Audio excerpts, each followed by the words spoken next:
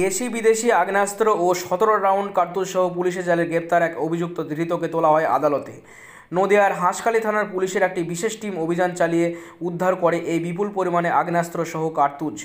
Police সূত্রে জানা যায়, নদিয়ার হাঁসখালি থানার বগুলা বাজার মধ্যপাড়ায় পারিবারিক জমি বিবাদকে কেন্দ্র করে একটি ঝামেলা সৃষ্টি হয়। এই ঘটনায় গত কয়েক মাস আগে 2 রাউন্ড গুলি ছোড়ার অভিযোগ ওঠে শুভ্রজিৎ গাঙ্গুলি নামে এক যুবকের বিরুদ্ধে।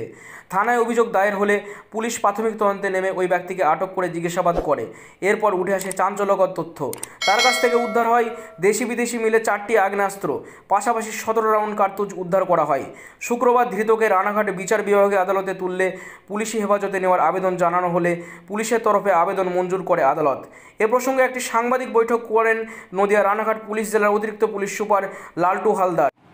গতকাল হাঁসখালি থানার অন্তর্গত বগুলার ধানহাট এলাকায় জনৈক তিলক গাঙ্গুলি হাঁসখালি থানায় একটা অভিযোগ করে যে বেশ কিছুদিন ধরে জমি বিবাদকে কেন্দ্র করে ওনারই ভাইপো শুভ্রজিৎ গাঙ্গুলি তার সাথে কোনো ঝামেলা চলছিল।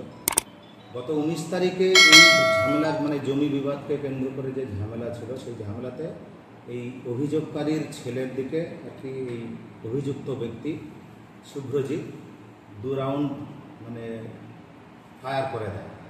তো যখনই এই খবরটা আসে, হাঁসখালি থানার যিনি এখন ইনচার্জ আছে সুমন এবং তার সঙ্গে যারা অফিসার আছে বগুলার ইনচার্জ, সবাই মিলে পুরো টিম নিয়ে ধানহাটে গেল অভিযুক্তর বাড়িতে। সেখান থেকে সার্চ করার পরে মোটামুটি এখান থেকে 4টে ফায়ার আর্মস আর 17 রাউন্ড গুলি অ্যামুনিশন এটা সিজ করে এবং সেখান থেকে সেই মুহূর্তে অভিযুক্ত পলাতক ছিল। তারপর বিভিন্ন রকম সোর্স ইনফরমেশন কালেক্ট করে তাকে অ্যারেস্ট করা হয়। অ্যারেস্ট করে তাকে আমরা আজ রানাঘাট কোর্টে ফরওয়ার্ড করা হয়েছে। অলরেডি একটা স্পেসিফিক কেস, আর্মস কেস একটা রুজু হয়েছে। আর এসিজিএম কোর্টে রানাঘাট কোর্টে একে ফরওয়ার্ড করা হয়েছিল এবং সেখান থেকে 7 দিনের আমরা রিমান্ড পেয়েছি। জিজ্ঞাসাবাদ করার পরে কোথা থেকে কীভাবে এই আর্মস আনা হয়েছে সেটা আমরা দেখিয়ে দেব। এই কোথা থেকে এত আর্মস এসেছিল সেটা কিছু এখনো জানা যায়? প্রাইমারিলি যেটা এর অভিযোগ, যে ব্যক্তির নাম নিচ্ছে সেই ব্যক্তি অলরেডি 5 বছর আগে এক্সপায়ার করে গিয়েছে, কিন্তু একদম ইনভেস্টিগেশনের প্রাইমারি স্টেজে আছে। আজকেই আমরা জাস্ট 1 ঘন্টা হলো পিসিতে পেয়েছি। তো আমরা এখনও পুরো টিম নিয়ে এখন বসতে পারিনি।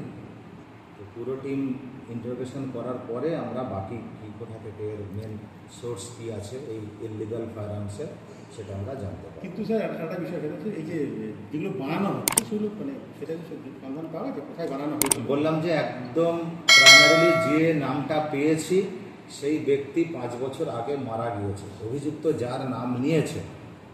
তো আজকেই আপনারা দেখছেন আমরা একে সবে 7 দিনের পিসি পেয়েছি, 1 ঘন্টা মাত্র হয়েছে। তো আমরা পুরো টিম একটা স্পেশাল টিম বানিয়ে এটা নিয়ে আমরা ইন্টারোগেশন করব। 7 দিন টাইম আছে।